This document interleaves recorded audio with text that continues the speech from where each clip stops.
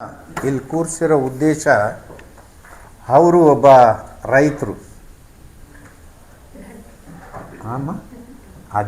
ರೈತರವರು ಅವರು ಬ್ಯಾಂಕಿನಲ್ಲಿ ಸಾಲ ಮಾಡಿದ್ದಾರೆ 3 ಲಕ್ಷ ಅವರು ಸಾಲ ತೀರ್ಸೋದಕ್ಕೆ ಕಷ್ಟ ಆಗಿದೆ. ಬ್ಯಾಂಕಿನವರು ಹರೇಹಳ್ಳಿ ಬ್ಯಾಂಕ್ ಕೆನರಾ ಬ್ಯಾಂಕ್ನವರು ಏನು ಮಾಡಿದ್ದಾರೆ, ಅವರು ಸಾಲ ತೀರ್ಸೋಕ್ಕೆ ಆಗದೇ ಇರತಕ್ಕಂಥ ಸಂದರ್ಭವನ್ನು ನೋಡಿ ಏನು ಸರ್ಫೇಸ್ ಆ್ಯಕ್ಟ್ ಕೆಳಗಡೆ ಅವರು ಬ್ಯಾಂಕ್ನಲ್ಲೇ ಕೂತ್ಕೊಂಡು ಭೂಮಿಯನ್ನು ಹರಾಜು ಮಾಡ್ತಕ್ಕಂಥ ಪ್ರಕ್ರಿಯೆಯನ್ನು ಶುರು ಮಾಡಿದ್ದಾರೆ. ಅದಕ್ಕೆ ನಾವು ಹೇಳ್ತಾ ಇರೋದು ಆ ಬ್ಯಾಂಕಿನವ್ರಿಗೆ ಮತ್ತು ಕರ್ನಾಟಕ ಸರ್ಕಾರದವ್ರಿಗೆ, ರೈತನ ಯಾವುದೇ ಭೂಮಿಯನ್ನು ನೀವು ಹರಾಜು ಮಾಡಿದರೆ ನಾವು ಸುಮ್ಮನೆ ಇರೋಕ್ಕಾಗೋದಿಲ್ಲ, ಸುಮ್ಮನೆ ಇರಲಿಕ್ಕಾಗೋದಿಲ್ಲ. ತಕ್ಷಣವೇ ರೈತನಿಗೆ ಸರ್ಕಾರ ಸಹಾಯಕ್ಕೆ ಬರಬೇಕು. ಇದೇನಿದೆ ಆ ಸಾಂದರ್ಭಿಕವಾಗಿ ಬಳಕೆ ಮಾಡ್ತಕ್ಕಂಥ ಕಾನೂನು ಏನಿದೆ ಇದರ ಕೆಳಗಡೆ ರೈತನನ್ನು ತರಬೇಡಿ. ನೀವು ಭಾರತ ಸರ್ಕಾರ ನರೇಂದ್ರ ಮೋದಿಯವರು ಪ್ರಧಾನಿ ಆದಾಗಿಂದ 25ರವರೆಗೆ 20 ಲಕ್ಷ ಕೋಟಿ ಉದ್ದಿಮೆದಾರರಿಗೆ ಗ್ರೀನ್ ಶೀಟ್ ಕೊಡ್ತೀರಿ, ರೈಟ್ ಆಫ್ ಅಂತ ಹೇಳಿ ಬ್ಯಾಂಕ್ ಸಾಲಗಳನ್ನೇ ಹಾಗೆ ಕೈ ಬಿಟ್ಟುಬಿಡ್ತೀರಿ. ಇದೆಲ್ಲೋ 3 ಲಕ್ಷ 2 ಲಕ್ಷ ರೈತರ ಸಾಲ ಇದ್ದರೆ ಭಾಳ ದೊಡ್ಡ ಅಪರಾಧ. ಅವ್ರ ಭೂಮಿಯನ್ನು ಹರಾಜಾಕಿ ಅದನ್ನು ಮುಟ್ಗೋಲು ಹಾಕ್ಕೋಬೇಕಾ? ಇದು ಸರಿಯಲ್ಲ. ಯಾವುದೇ ಕಾರಣಕ್ಕೆ ರೈತನ ಭೂಮಿ ಹರಾಜು ಹಾಕೋದಾಗಲಿ, ರೈತನ ಮನೆ ಜಪ್ತಿ ಆಗೋದಾಗಲಿ ಇದು ಯಾವುದೂ ಕೂಡ ಕರ್ನಾಟಕದಲ್ಲಿ ನಡೆಯೋದಕ್ಕೆ ಸಾಧ್ಯ ಇಲ್ಲ. ಒಂದು ಪಕ್ಷ ಈ ಥರದ ಪ್ರಯತ್ನ ಏನಾರು ನಡೆದರೆ ರೈತ ಸಂಘ ಕೆನರಾ ಬ್ಯಾಂಕ್ನ ಕರ್ನಾಟಕದಲ್ಲಿ ಬಾಗಿಲು ಮುಚ್ಚಿಸ್ಬೇಕಾಗುತ್ತೆ ಎಲ್ಲ ಜಿಲ್ಲೆಗಳಲ್ಲಿ ಅಂತ ಎಚ್ಚರಿಕೆ ಹೇಳ್ತಾ, ಸರ್ಕಾರ ಕೂಡಲೇ ಇದ್ರ ಬಗ್ಗೆ ಒಂದು ತೀಕ್ಷ್ಣವಾದ ತೀರ್ಮಾನವನ್ನು ಕೈಗೊಳ್ಳಬೇಕು ಅಂತ ಹೇಳಿ, ಈಗೇನು ಪ್ರತಿಭಟನೆ ನಡೀತಾ ಇದೆ ಅದು DC ಅವ್ರಿಗೂ ಹೇಳಿ ಬಂದಿದ್ದೀನಿ, ನಾನು 1 ಗಂಟೆಗೆ ಬರ್ತೀನಿ ಅಂತ. ಹಾಗಾಗಿ DC ಮೂಲಕ ಸರ್ಕಾರಕ್ಕೆ ಒತ್ತಾಯವನ್ನು ತರ್ತಾ ಇದೆ. ತಮ್ಮ ಹೆಸರಮ್ಮ? ಸಕೀಲಾ ಬಾನು ಅಂತ. ಅಖಿಲ ಬಾನು, ಹರೇಹಳ್ಳಿ ಕೆನರಾ ಬ್ಯಾಂಕ್ ಹರೇಹಳ್ಳಿ. 2018.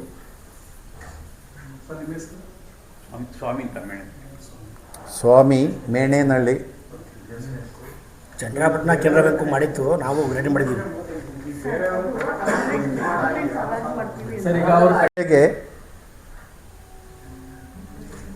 ಇದ್ರ ಜೊತೆಗೆ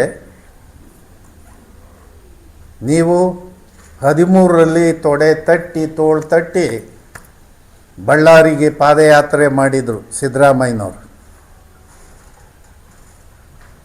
ಇದನ್ನು ತಮಗೆ ಜ್ಞಾಪಕ ಮಾಡ್ತಾ ಇದ್ದೀನಿ. ಈಗ ನಂತರದಲ್ಲಿ ಅವರು ಗಣಿ ವಿಷಯದಲ್ಲಿ ಅವರು ಜೈಲಿಗೆ ಹೋದರು, ಜನಾರ್ದನ್ ರೆಡ್ಡಿ.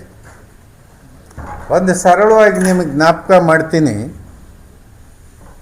ಯಾರೇ ಅಪರಾಧ ಮಾಡಿದರೂ ಅಪರಾಧದ ಕೆಳಗಡೆ ಪ್ರತಿಯೊಬ್ಬರು ಶಿಕ್ಷೆಗೆ ಅರ್ಹರಾಗಬೇಕು. ಆಗದೇ ಇದ್ದಾಗ ಏನಾಗುತ್ತೆ, ಈಗ ನ್ಯಾಷನಲ್ ಸರ್ವೆ ಆಫ್ ಇಂಡಿಯಾದವರು ಈಗ ಇದಕ್ಕೆ ಸಂಬಂಧಪಟ್ಟಂಗೆ 2 ರಾಜ್ಯಗಳ ಗಡಿಯನ್ನು ಸರ್ವೆ ಮಾಡ್ತಾರೆ. ಆ ಸಂದರ್ಭದಲ್ಲಿ ಯಾವುದೇ ಪಕ್ಷದ ಜವಾಬ್ದಾರಿ ಜನ ಇರಲ್ಲ. ಆದರೆ ರೈತ ಸಂಘದಿಂದ 100 ಜನನ ಅಲ್ಲಿ ನೇಮಕ ಮಾಡಿದ್ವಿ ನಾವು. ಸರ್ವೆ ಆ ಕಡೆ ಈ ಕಡೆ ರಾಜಕೀಯ ನಡೆಯುತ್ತೆ ಅನ್ನೋ ಕಾರಣಕ್ಕೆ ರೈತ ಸಂಘದವರು ಅವತ್ತು ಆ ಕಲ್ಲುಗಳನ್ನು ಕೂಡ ಕಿತ್ತಾಕಿದ್ರು. ಇರಲಿ ಅದು ನಂತರದಲ್ಲಿ. ಆದರೆ ಪ್ರಶ್ನೆ ಏನು ತಮ್ಮ ಗಮನಕ್ಕೆ ತರೋದು, ಇವತ್ತು ಆಂಧ್ರ ಪ್ರದೇಶ ಗೌರ್ಮೆಂಟ್ ಕೋರ್ಟಿಗೆ ಒಂದು ಅಫಿಡವಿಟ್ ಸಲ್ಲಿಕೆ ಮಾಡುತ್ತೆ ಕಳೆದ ವರ್ಷ.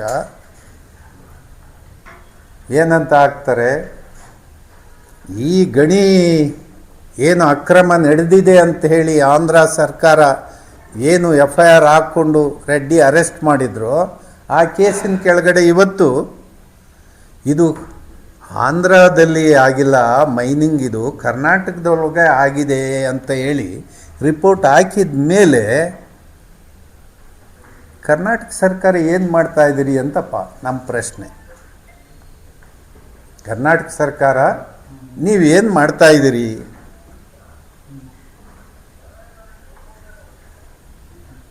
ಇಂಥ ಪರಿಸ್ಥಿತಿ ಒಳಗಡೆ ನೀವು ರಾಜಕಾರಣಿಗಳು ಎಲ್ಲರೂ ಕೂಡ ಒಬ್ಬರನ್ನ ರಕ್ಷಣೆ ಮಾಡ್ಕೊಳ್ಳೋದ್ರಲ್ಲಿ ನಿರತರು ಅನ್ನೋ ಮಾತನ್ನ ಈಗ ಹೇಳ್ತಾ, ಬೆಳಿಕೆರೆ ಬಂದರು ಇದೆಯಲ್ಲ, ಅಲ್ಲಿ ಎಷ್ಟು ಕೋಟಿ ಟನ್ ಹದರನ್ನು ಸೀಸ್ ಮಾಡಿದ್ರು. ಅದನ್ನು ಕೇಸ್ FIR ಆಗುತ್ತೆ. FIR ಆದಮೇಲೆ ಆ ವಿಷಯ ಹೈಕೋರ್ಟಿಗೆ ಬರುತ್ತೆ. ಹೈಕೋರ್ಟು ಈ ಸ್ಥಳೀಯ ಸಂಸ್ಥೆಗಳ ಇನ್ವೆಸ್ಟಿಗೇಷನ್ ಬೇಡ ಅಂತ ಹೇಳಿ CBIಗೆ ರೆಫರ್ ಮಾಡುತ್ತೆ.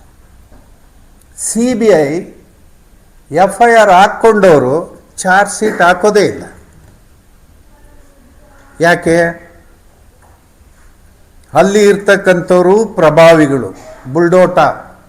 ಬುಲ್ಡೋಟಾ ಅಂದರೆ ಕರ್ನಾಟಕದ ಬಳ್ಳಾರಿ, ಹೊಸಪೇಟೆ, ಕೊಪ್ಪಳ ಆ ಭಾಗದ ಬಹಳ ದೊಡ್ಡ ಗಣಿ ಉದ್ದಿಮೆದಾರರು, ಬಹಳ ದೊಡ್ಡ ಗಣಿ ಉದ್ದಿಮೆದಾರರು. ಅವರು ಇವರಿಗೆ ಆಪ್ತರು, ಕರ್ನಾಟಕ ಸರ್ಕಾರದವ್ರಿಗೆ, ಸಿದ್ದರಾಮಯ್ಯನವ್ರಿಗೆ. ಆಮೇಲೆ CBI ಹೇಳ್ತದೆ